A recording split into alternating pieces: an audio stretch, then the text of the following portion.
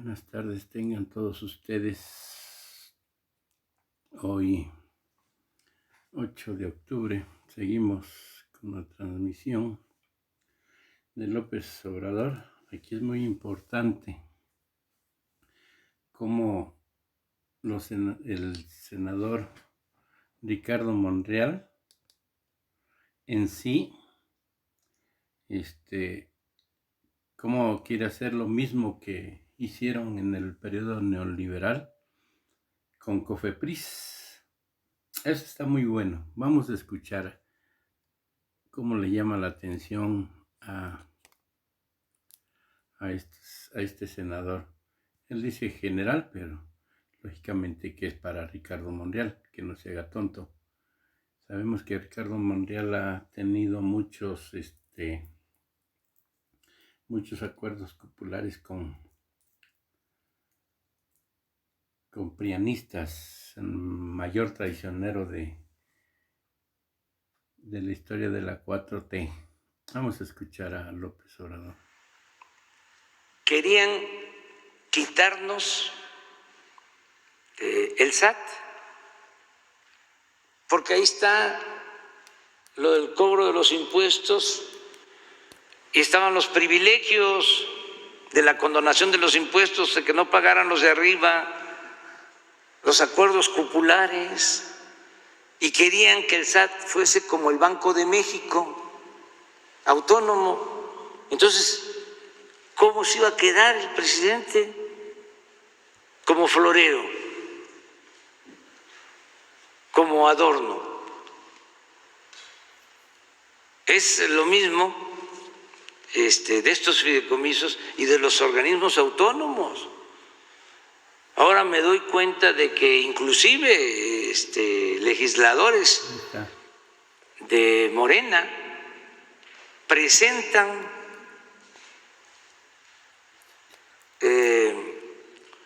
una iniciativa para volver organismo autónomo al COFEPRIS o a la COFEPRIS.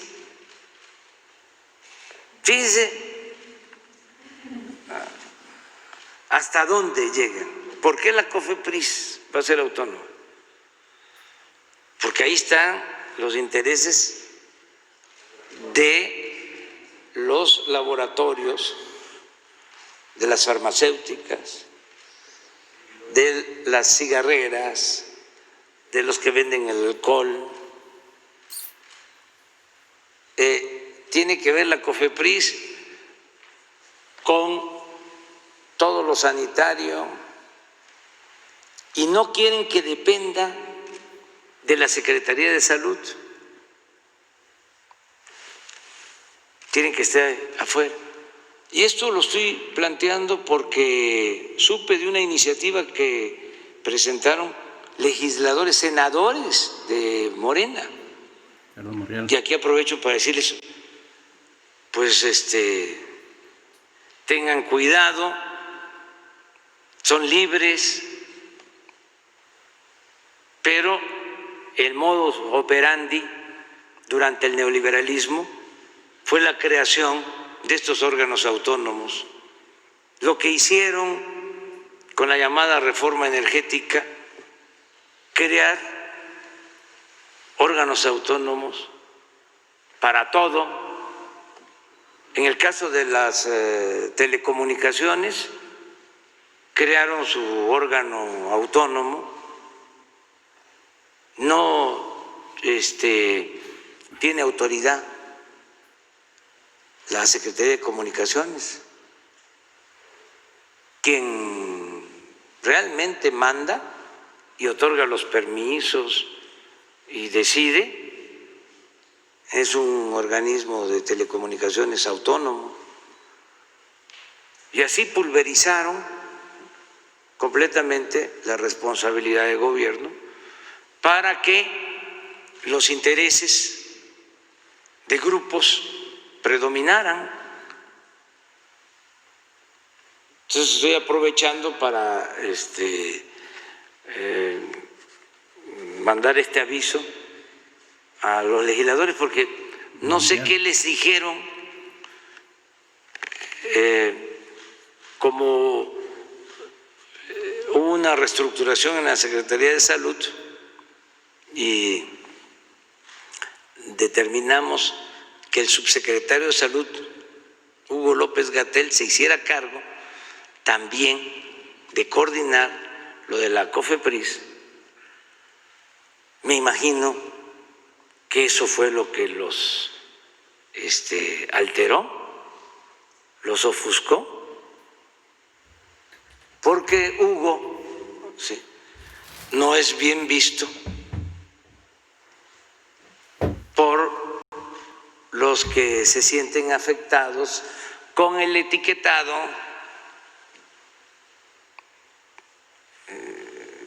ahora ya saben ustedes que hay un nuevo etiquetado y el doctor Alcocer y Hugo pues son gentes honestas que les tengo toda la confianza. Entonces ya no puede haber ahí tranzas. ¿Quiénes estaban antes ahí? Se los dejo de tarea.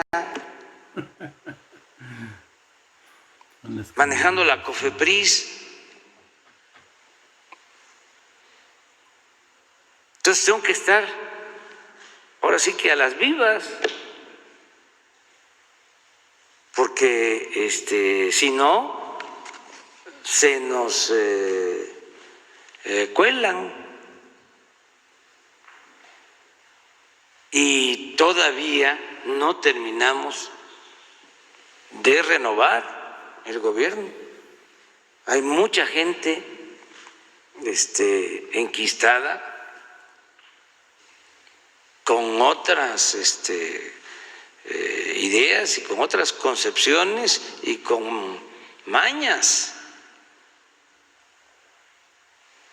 Se quedaron en el almanaque, porque como siempre lo digo, son 36 años de una política. Entonces, no termina lo viejo de morir y no termina lo nuevo de nacer. Estamos en la transición, pero no me voy a dar por vencido. Soy muy perseverante. La COFEPRIS se va a limpiar como se limpió hace poquito la Conagua, que era otra cosa. Igual. Y así tenemos que ir limpiando el gobierno y sobre todo cuidando el presupuesto, que es dinero del pueblo. Y no estamos, desde luego, en contra del deporte o de la ciencia o de la cultura. Pues ahí está, donde dice: estoy aprovechando para mandar este aviso a los legisladores, porque no sé qué les dijeron. Como hubo una reestructuración en la Secretaría de Salud y determinamos que el subsecretario de Salud, Hugo López-Gatell, se hiciera cargo también de coordinar lo de COFEPRIS. Pues ahí están.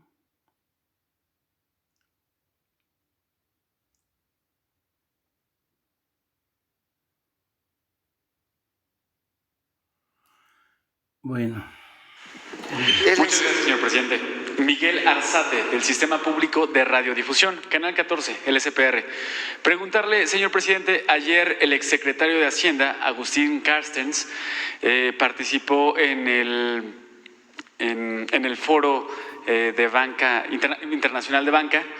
Agustín Carstens es el actual gerente general del Banco de Pagos Internacionales y ahí mencionó que se avecina una crisis de bancarrotas, que no se va a poder parar con ningún impulso fiscal que están dando los gobiernos para recuperarse de la crisis económica que se desató con la pandemia del COVID-19.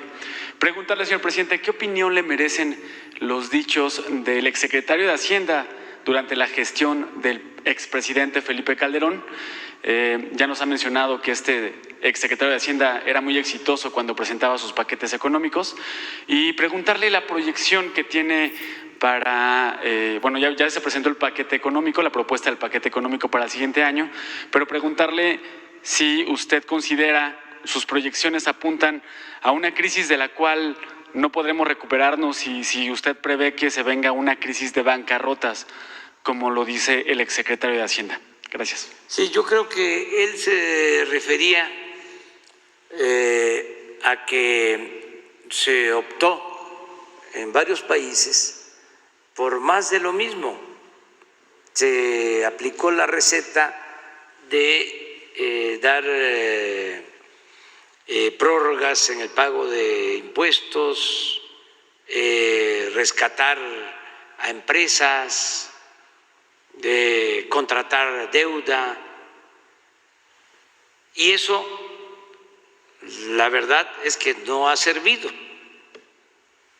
Si fue en ese sentido, tiene razón. O sea, porque en Europa y en Estados Unidos inclusive optaron por eso y no se ve tan clara la recuperación económica para todo lo que le metieron. Porque yo considero que se equivocaron en la estrategia. Nosotros no hicimos eso. Nosotros, Híjole. Bueno, ya empezó a fallar el internet, pido disculpa. ¿Verdad? Quisiera que falla mucho el internet aquí en Telmex, falla mucho aquí en Puebla.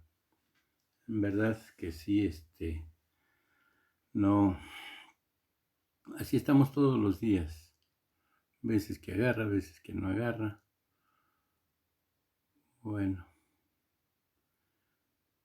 vamos a ver si llega y agarra. Mientras, vamos a tratar de leer el artículo que viene de J. Jesús Lemus, el autor del libro de el licenciado del Metralletas, así le decían a García Luna, en el periodo de Borolas, Felipe, alias Felipe Calderón. Vamos a dar una pequeña lectura del infierno que vivió en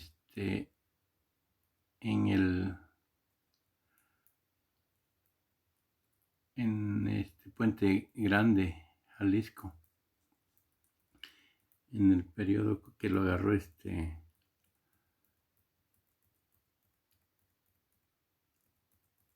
el periodo de Borolas. Vamos a ver.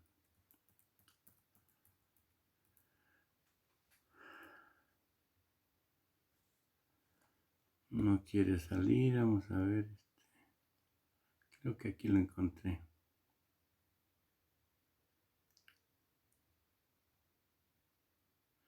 Que dice: yo viví un infierno.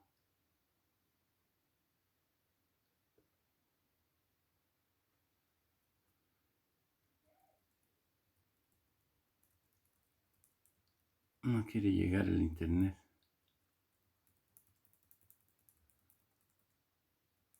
Pido mil disculpas. Y dice: con motivo del cierre, ahorita que llegue, seguimos escuchando. De la cárcel de máxima seguridad de Puente Grande, en Jalisco, anunciado el 28 de septiembre último por el gobierno federal, Jesús Lemos expone los horrores que sufrió en los intrincados y oscuros pasillos de aquel infierno al que fue arrojado por revelar las relaciones que asegura mantenía Luisa María Calderón Hinojosa. Luisa María es la Cocoa, que le dicen, la Cocoa, hermana de Borola alias Felipe Calderón, hermana del entonces presidente Felipe Calderón, con Servando Gómez Martínez, alias La Tuta, jefe del cártel de los Caballeros Templarios en Michoacán. No sé si se acuerdan, había un video, por eso fue encarcelado. Yo viví el infierno de la tortura en Puente Grande, así se llama el artículo. Yo espero que llegue el internet. La cárcel federal de Puente Grande, en Jalisco, siempre me pareció que sería mi tumba. De alguna forma, no fue allí, entre sus altas paredes, en las mazmorras húmedas y pestilentes, se quedó una parte de mí.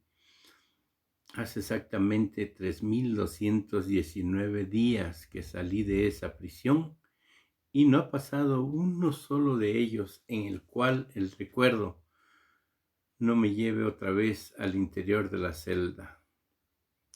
Desde el 11 de mayo de 2011 a la fecha, no ha ocurrido una sola noche de sueño plácido.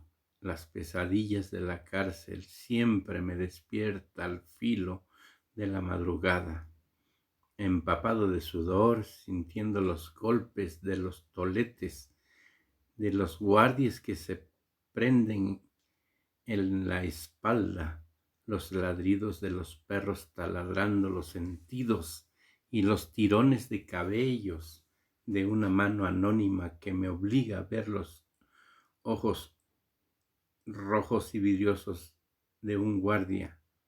Me levanto azorado.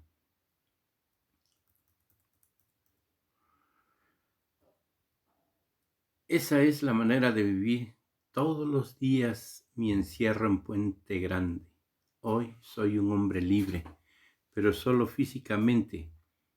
A lo mejor, a la menor provocación, un sonido o un olor siempre me regresan al interior de la celda, donde permanecí 3 años y 5 días, acusado falsamente de delitos y graves, como fomento al narcotráfico y delincuencia organizada.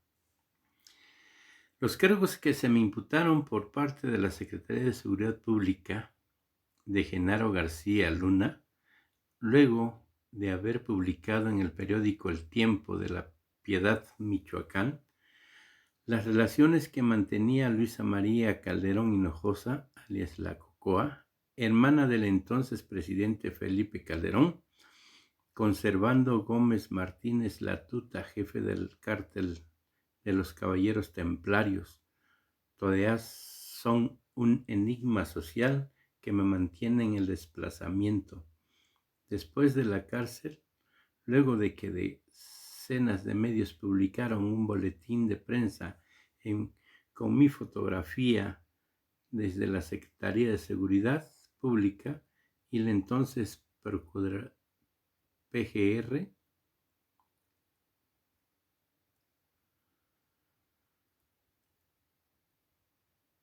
festejaban mi detención.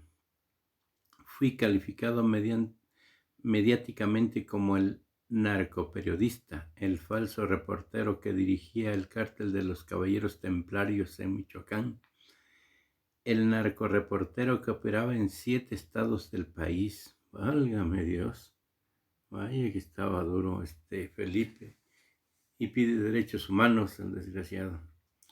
La vergüenza de esas publicaciones me hizo abandonar mis círculos sociales y familiares, y las amenazas anónimas de muerte me obligaron al destierro.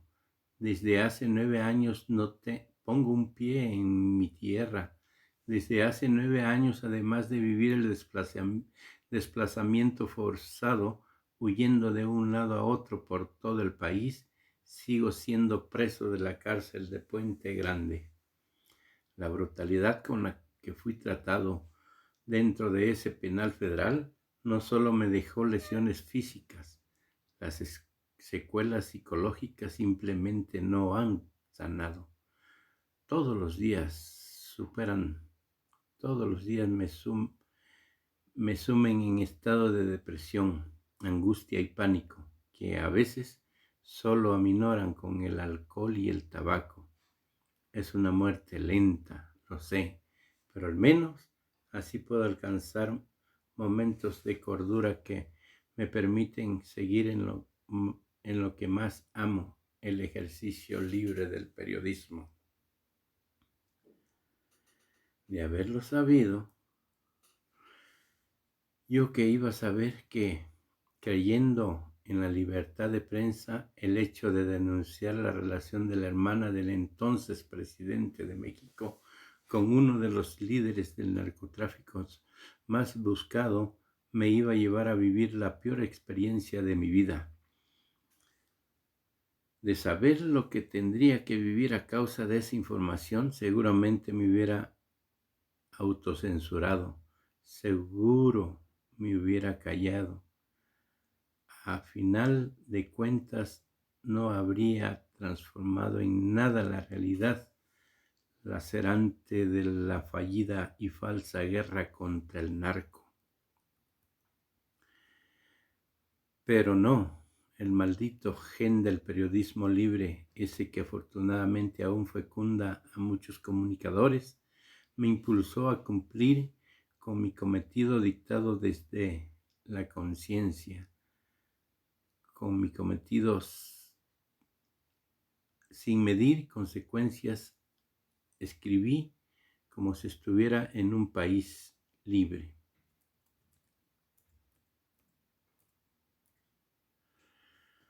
Sobre la perversidad del poder y los hierros del presidente. No llega. Yo que iba a saber que eso me llevaría a ser considerado de manera oficial un peligro para la sociedad y que por ello sería recluido en una cárcel federal, la más brutal de todo el sistema penitenciario mexicano, la cárcel federal de Puente Grande. En el interior de ese penal, el Ceferezo, número 2 en términos oficiales, fui tratado como el peor de los criminales, aún sin una sentencia dictada por el juez Roberto Miranda. El juez Roberto Miranda. Lo volvemos a decir.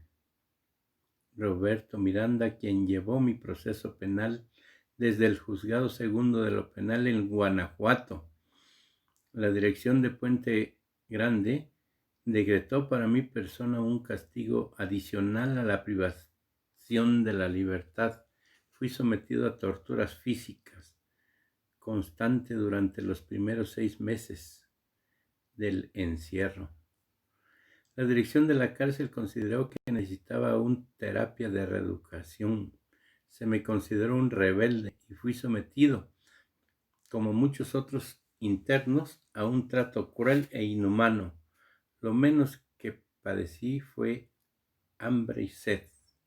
De alguna manera podía sobrellevar la privación del sueño y el encierro de 24 horas cada día. Lo que sí me costaba mucho trabajo era sostenerme en pie luego de las brutales palizas a las que me sometía la guardia en turno. Todos los días, invariablemente entre la medianoche y la madrugada, era sacado de mi celda. Siempre 3 o más custodios me llevaban al patio del área del centro de observación y clasificación para dar 2 vueltas al patio. Esa era la instrucción burlona que indicaban mis celadores. Un centro de exterminio. Totalmente desnudo, era bañado con un chorro de agua helada hasta que la fuerza de la presión me derribaba en el piso. El chorro de agua era una fuerza invisible que me hacía rodar como un hilacho.